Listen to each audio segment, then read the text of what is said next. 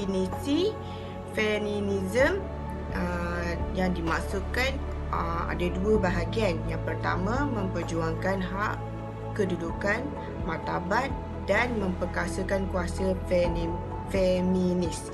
Okey, yang kedua adalah perjuangan wanita untuk mendapatkan tempat yang sedarjat dengan lelaki.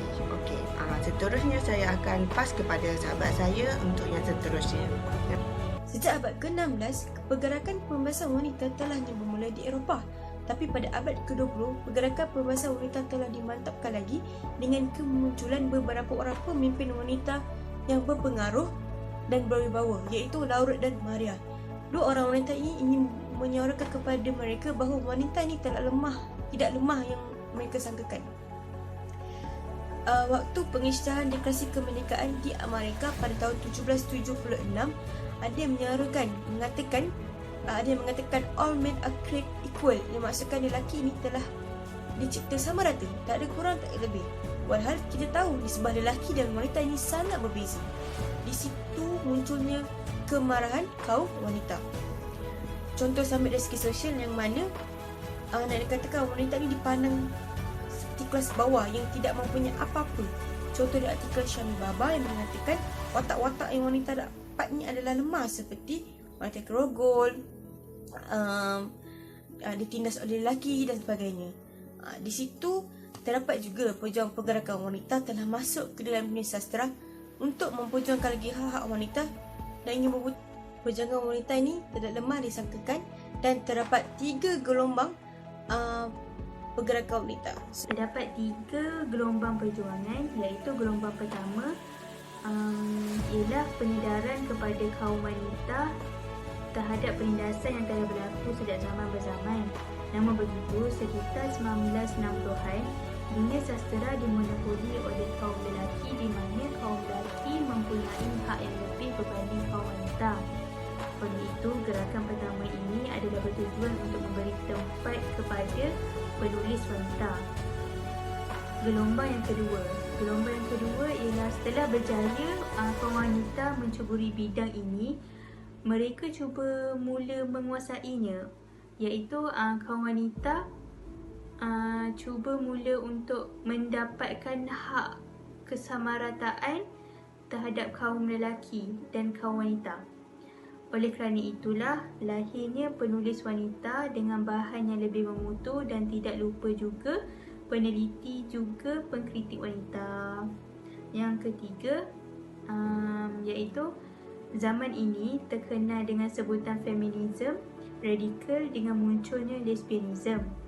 Antara tokoh-tokoh terpenting feminis ialah Showalter, Moy, Kristeva, Bella dan ramai lagi. Ciri-ciri feminisme.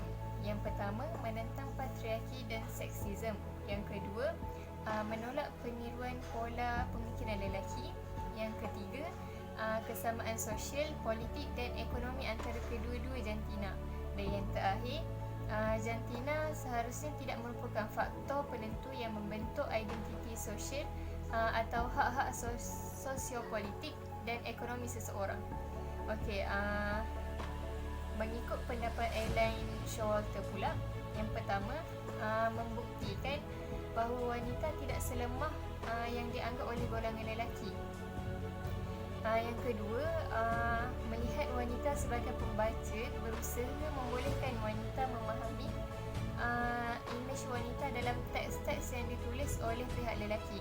Dan yang terakhir, pihak wanita sebagai penulis, wanita perlu memiliki suatu rangka kerja sistematik untuk mengemukakan imej, perwatakan dan perjuangan yang mencabar, menentang dan serta merobohkan apa yang sudah dikonsepkan oleh golongan lelaki.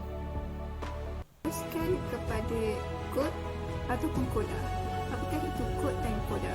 Okey, kita teruskan kepada teori kritikan feminisme menggunakan istilah kod ataupun koda, atau disebut aspek dalam analisa-analisanya. Baik, koda ini merupakan konsep tentang sesuatu yang telah dipersetujui dengan keciriannya. Baik, koda ini ia bersedia untuk ditukar tambah dan ditukar ganti mengikut persesuaian tempat, zaman ataupun keperluan. Baik, kita pergi kepada kod-kod ataupun koda-koda yang diterima sebagai prinsip kritikan teori feminism. Baik, antara prinsip kritikan teori feminism ni dia ada empat.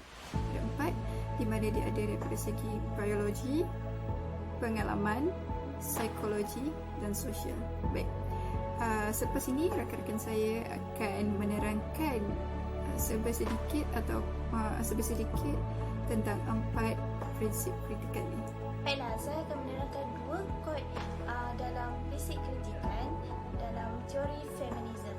Yang pertama ialah biologi. Menurut Alan Showalter, pengkritik feminis seharusnya berfikir perbezaan dan hubungannya dengan penulis tentang watak wanita. Ia bermaksud apabila kita membincangkan mengenai biologi, jangan hanya kita tertuju pada tubuh wanita sahaja, tapi kita perlu berfikir dengan lebih jauh daripada itu. Sebagai contoh, fungsi wanita ialah sebagai kakak, ibu dan lain-lain. Okey, pengkritik feminis yang menurut dalam perspektif biologi menekankan pentingnya tubuh badan mereka sebagai sumber inspirasi dalam tulisan mereka. Dan pada penulisan lelaki pula, ia lebih cenderung kepada memfokuskan dari segi fizikal dan perwatakan wanita itu. Okey, seterusnya ialah kod yang kedua ialah kod pengalaman. Dalam pengalaman, ia mempunyai kaitan yang erat dengan aspek biologi. Maksudnya, perkembangan tubuh badan wanita yang merupakan satu pengalaman sejak mereka dilahirkan sehingga mereka tua. Sebagai contoh, pengalaman melahirkan anak. Okey, pengalaman yang dialami oleh wanita dan lelaki sangat-sangat berbeza. Bagi golongan feminis radikal, aspek pengalaman ini perlu dihuraikan dengan sejelas-jelasnya. Kerana dengan penjelasan ini, ia diperlukan untuk membuktikan fakta sebenar yang digambarkan oleh penulis lelaki. Bismillahirrahmanirrahim. Seterusnya ialah psikologi. Pentingnya ilmu psikologi untuk menjadi alat ataupun dasar kajian dalam menghayati watak-watak dalam genre sastra. W.B. Scotland 1962 menyatakan disiplin psikologi dapat diaplikasikan dalam suatu karya untuk menerangkan asli ataupun reaksi watak seseorang yang suka diramal. Terdapat dua cabang psikologi dalam bidang kesusasteraan, iaitu psikologi pengarah, yang kedua psikologi watak-watak. Golongan feminis menitik beratkan psikologi dalam suatu karya melalui psikologi watak-watak. Antaranya pemikiran watak, imajinasi, cita rasa, tekanan perasaan, jiwa dan segala sesuatu yang lahir daripada hati ataupun melalui kata-kata. Seterusnya ialah sosial. Terdapat perbezaan besar antara sosial lelaki dan wanita. Antara yang kita dapat lihat dalam karya ini ialah aspek sosial wanita. Yang pertama, proses sosialisasi, iaitu soal didikan, pendidikan dan pekerjaan. Yang kedua, tugas sosial seperti kita dapat lihat ibu, anak dan isteri. Dan akhir sekali ialah kelas sosial wanita, iaitu kelas bawahan, menengah dan atasan. Kesimpulan yang kami dapat dari feminisme ini bermula dari Eropah pada abad ke-16. Feminis ini ada 3 gelombang seperti kawan saya menceritakan sebentar tadi. Feminis ni juga ada ciri-cirinya. Ciri-ciri yang saya boleh ambil dari salah satu sahabat saya menceritakan tadi, jantina harus tidak merupakan faktor penentu yang membentuk identiti sosial atau hak-hak sosiopolitik dan ekonomi seseorang. Seterusnya, feminis ni ada kod atau koda-koda koda-koda. Koda-koda tersebut ada empat. Okey, yang pertama biologi, yang kedua pengalaman, yang ketiga psikologi, yang empat sosial. Itu sahaja daripada kami. Sekian, terima kasih.